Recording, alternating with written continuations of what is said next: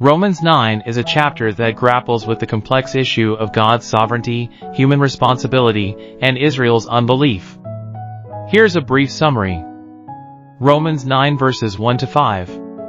Paul expresses deep sorrow for his kinsmen, the Israelites, who despite their privileges as God's chosen people, have not recognized Christ as the Messiah. Romans 9 verses 6 to 13. Paul emphasizes that God's promises have not failed. He illustrates this through the examples of Isaac and Ishmael, and Jacob and Esau, demonstrating that God's election is based on his sovereign choice and not on works or birthright. Romans 9 verses 14 to 18. Paul reiterates the divine prerogative of God in showing mercy or hardening hearts as he wills, exemplified by the case of Pharaoh. Romans 9 verses 19 to 29. In response to potential objections, Paul affirms the justice of God's sovereignty, emphasizing that God, as the Creator, has the right over His creation. He cites the prophets Hosea and Isaiah to underscore the inclusion of Gentiles and the remnant of Israel in God's salvation plan. Romans 9 verses 30 to 33. Paul concludes by noting the irony that the Gentiles, who were not pursuing righteousness, attained it by faith, while Israel, who pursued the law of righteousness, did not succeed because they sought it not by faith, but by works. In essence, Romans 9 challenges us to grapple with the complex issue of God's sovereignty and human responsibility. Despite this seeming paradox, it reminds us that God's ways are just and that salvation is accessible to all, Jew and Gentile, through faith. Romans 10 delves into the issue of Israel's unbelief and the universal accessibility of salvation through faith in Christ. Here's a brief summary. Romans 10 verses 1 to 4. Paul expresses his longing for the salvation of Israel, who has a zeal for God but lacks understanding. They sought to establish their own righteousness instead of submitting to the righteousness of God, Jesus Christ, who is the culmination of the law. Romans 10 verses 5 to 13. Paul compares the righteousness based on the law and the righteousness based on faith.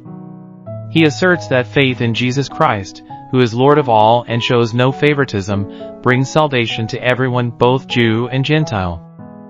Romans 10 verses 14 to 21. The chapter concludes with an emphasis on the importance of preaching. Paul outlines the logical sequence of faith. One cannot believe without hearing, and cannot hear without a preacher. He cites Isaiah, lamenting that not all have obeyed the good news, highlighting Israel's stubborn unbelief despite God's outreach to them. In essence, Romans 10 addresses the problem of Israel's unbelief, attributing it to their zeal for God that lacks true understanding.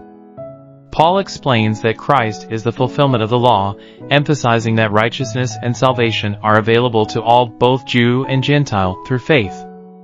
The significance of preaching the gospel is underscored, marking the chapter as a profound discourse on faith, righteousness, and evangelism.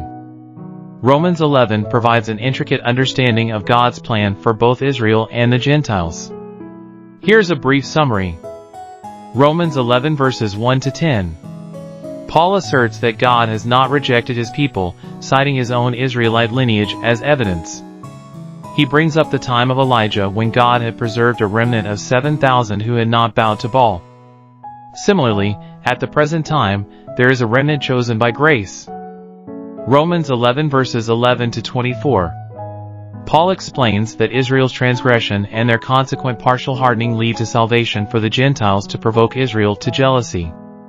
He uses the metaphor of an olive tree to depict how Gentiles, wild olive shoots, are grafted into the cultivated olive tree, Israel, cautioning them against arrogance and emphasizing their dependence on the root. Romans 11 verses 25 to 32. Paul reveals the mystery of Israel's hardening until the full number of Gentiles has come in, leading to all Israel being saved. Despite their disobedience, God's mercy is still available for all.